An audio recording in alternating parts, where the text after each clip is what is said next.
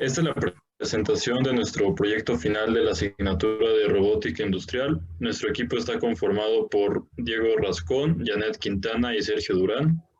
Y en este proyecto realizamos un robot paralelo tipo Delta. Los objetivos fue diseñar el robot paralelo que realice una operación de pick and place para una carga en el efector final con una masa de hasta 1 kilogramo.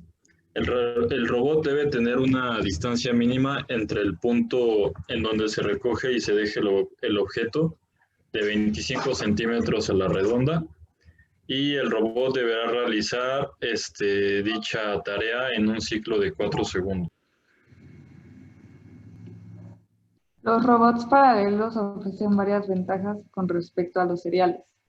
Estos ofrecen una mayor capacidad de carga con relación a su peso, una mayor rigidez estructural, velocidad y de igual manera una mayor precisión en el desplazamiento del efector final.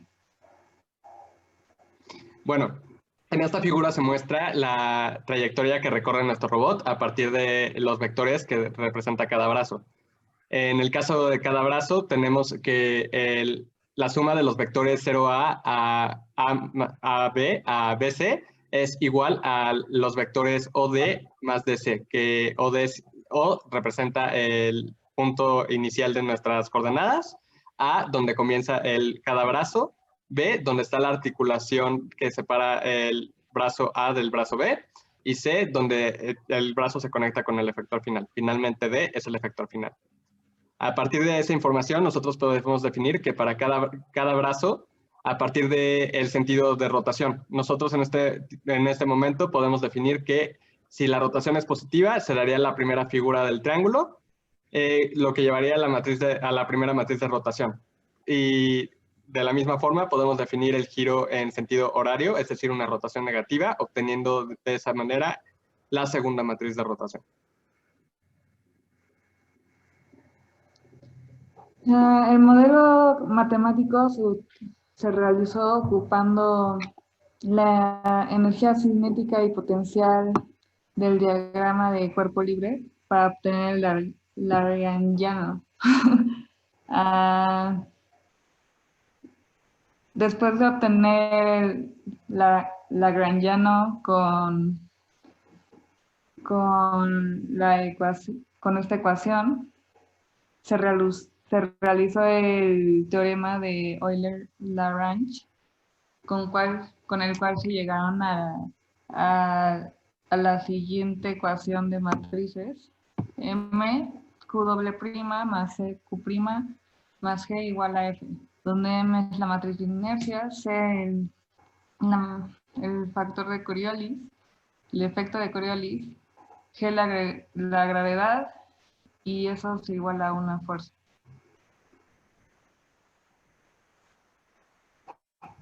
Bueno, el diseño mecánico empezó con un prototipo que no cumplía con los grados de libertad necesarios. Por lo tanto, este que estamos viendo es nuestro segundo prototipo. Este ya cumple con todos los grados de libertad necesarios debido a que tiene unas rótulas, las cuales tienen 3 grados de libertad y permiten su desplazamiento de la masa para cualquier parte a 25 centímetros a la redonda. El material utilizado es aluminio. Con ayuda de CSDUPAC encontramos una aleación de aluminio que es 8009, pero en SolidWorks no estaba dicha aleación. Entonces, para hacer el FEM y todas estas pruebas de elemento finito, se utilizó la 7079. Esta aleación es la más cercana a la encontrada en CSDUPAC. Y bueno, esta tiene una densidad de 2700 kilogramos por metro cúbico y un módulo de Young de 72 gigapascales.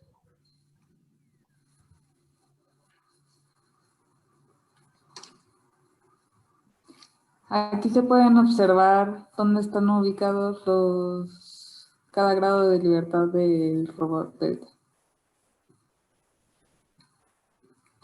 Y en esta imagen podemos observar dónde están las partes más importantes del sistema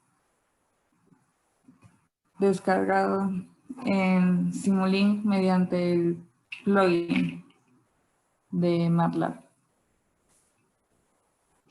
Para nosotros simplificar nuestro modelo y enfocarnos únicamente en las áreas de nuestro interés, nosotros aislamos las articulaciones que a nosotros nos interesan, que son las que vamos a controlar. Estas articulaciones son las que separan la base de nuestro modelo con los brazos mecánicos. Y dentro de cada subsistema que se mostró en la figura anterior, existe esta figura que representa una función de planeación de trayectorias con un controlador PID y la integración del voltaje resultante del controlador hacia un motor y su equivalente mecánico.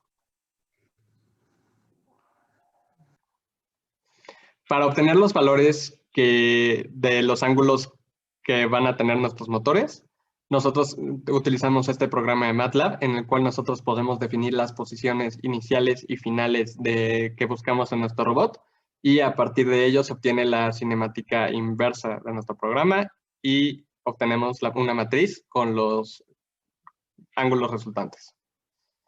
De la misma manera, debemos de definir los parámetros de nuestro robot como la longitud del brazo a la articulación esférica y la longitud de la articulación esférica a nuestro efector final.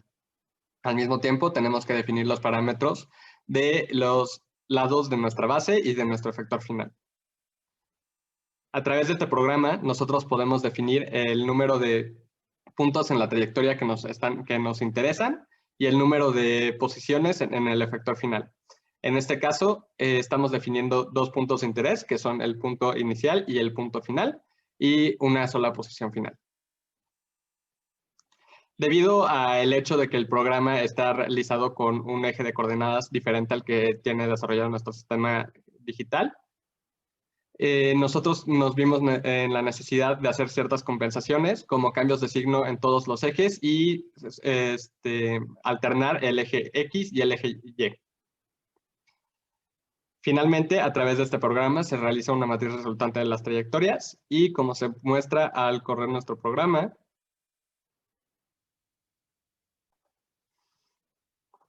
podemos notar que el programa genera una matriz resultante en la cual la primera columna define las posiciones de θ1, θ2 y θ3 en la posición inicial y la segunda columna define θ1, θ2 y θ3 en la posición final. Una vez obtenidos los valores de los ángulos que queremos que hagan nuestros motores, nosotros insertamos esa información en el orden que se muestra en pantalla, donde es θ1 inicial, θ1 final, θ2 inicial, θ2 final, θ3 inicial y θ4 final. Cada posición de θ1, tanto la inicial como la final, se insertan en uno de los subsistemas que corresponde a ese motor. Y llegan a una función que es la que se muestra en la pantalla, MATLAB Function, donde se realizan ciertas compensaciones. Estas compensaciones son necesarias dado que nuestro gemelo digital tiene una interpretación del sentido de giro de los ángulos y tiene un ángulo cero predefinido. En este caso, por ejemplo, el sentido de giro está invertido y tiene una posición inicial en lo que nosotros definiríamos como pico.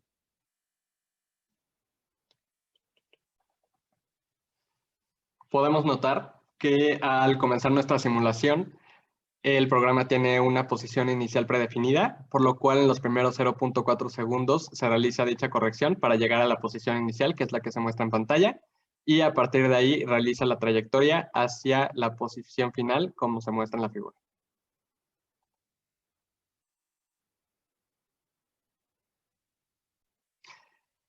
Estas gráficas muestran cómo responde nuestro sistema a los cambios de la posición inicial a la posición final. Como podemos notar y como había mencionado previamente, en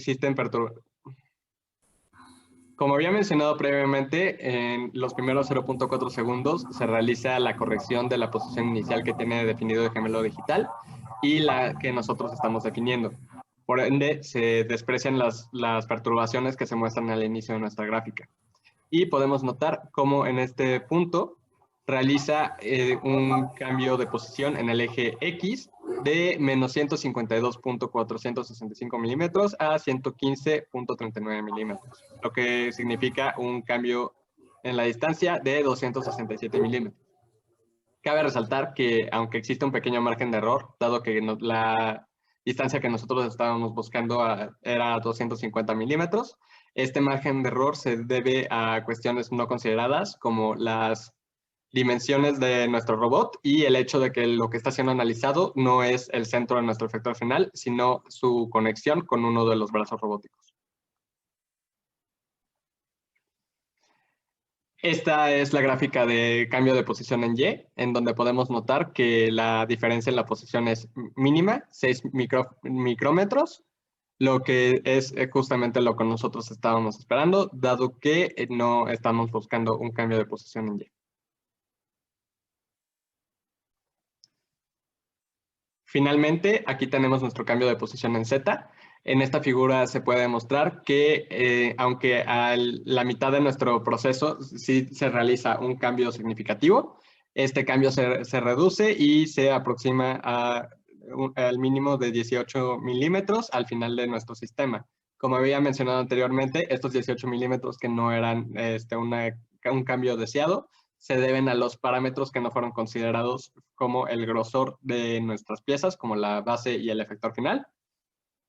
Y al mismo tiempo, el hecho de que está siendo simulado a partir de una esquina del efector final en vez del centro de este. Para que el análisis de nuestro robot sea adecuado, nosotros tuvimos que definir en el motor de nuestro sistema los parámetros del motor que seleccionamos. En nuestro caso fue un Maxon RE65, cuyos parámetros se muestran en la pantalla. Otro parámetro que fue considerado fue en la parte de la saturación de nuestro modelo, el voltaje nominal de nuestro motor, que es de 48 volts.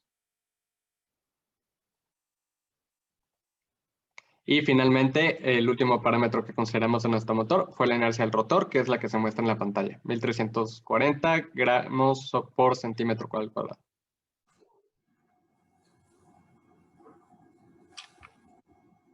Aquí está nuestro sistema de cada una de las revolutas actuadas y insertamos en esta parte la etapa de potencia.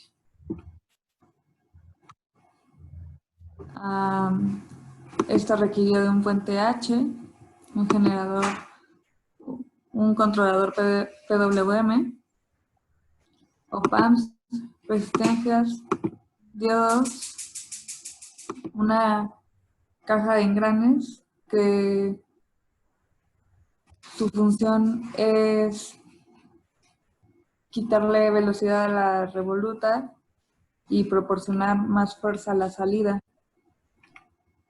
Y también podemos encontrar un sensor de torque y un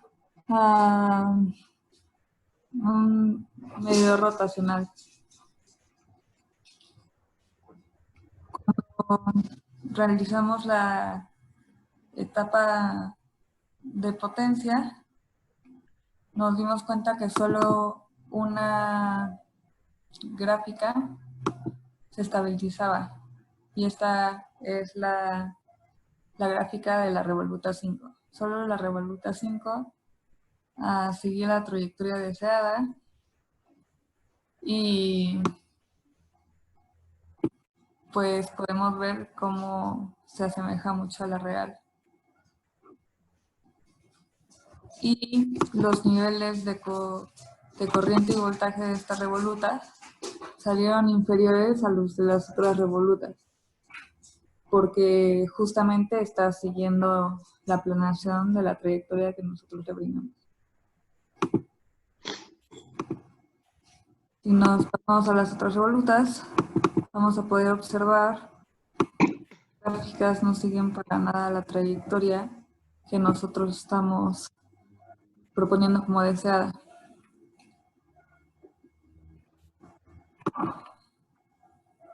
Y por ende, los niveles de corriente son superiores a los que sí siguen la trayectoria superior a la trayectoria deseada, y podemos ver que pues los niveles sí cambian demasiado.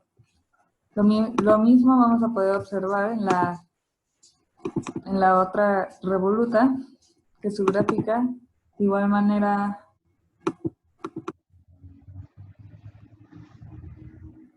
no sigue para nada la trayectoria deseada. De hecho, se va al sentido opuesto de la trayectoria deseada.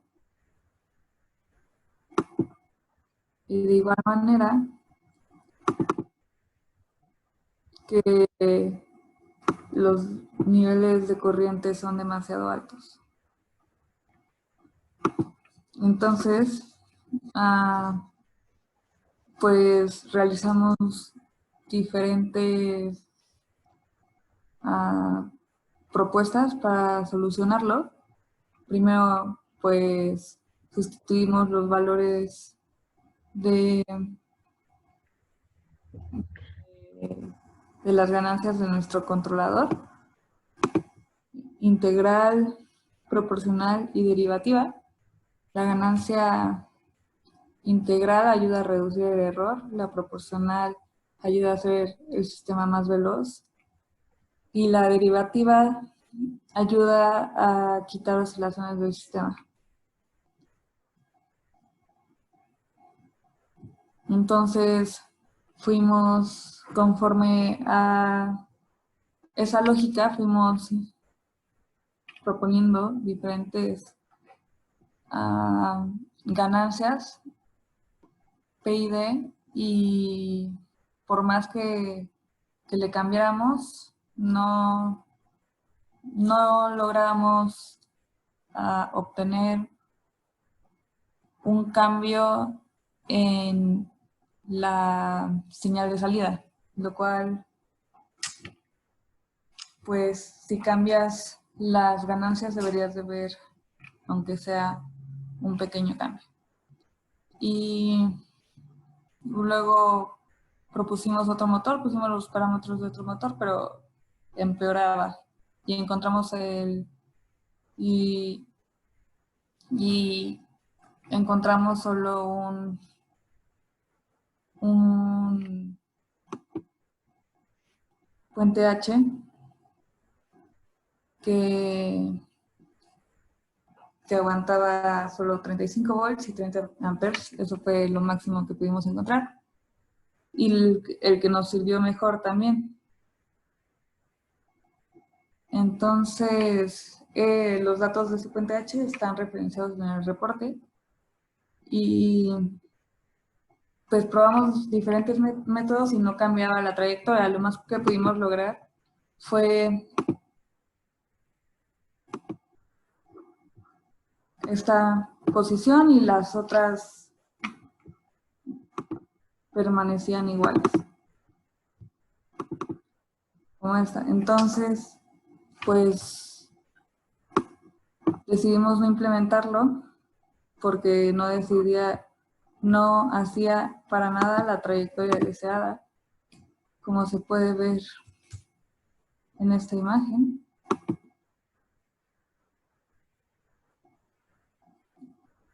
En este caso, la trayectoria deseada es que solo suba para arriba.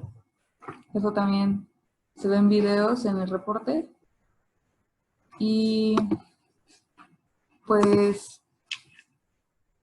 esto puede solucionarse si se ocupan op-amps o relés, pero pues tienen una repercusión en el sistema y llevan consigo problemas, como el relé tiene,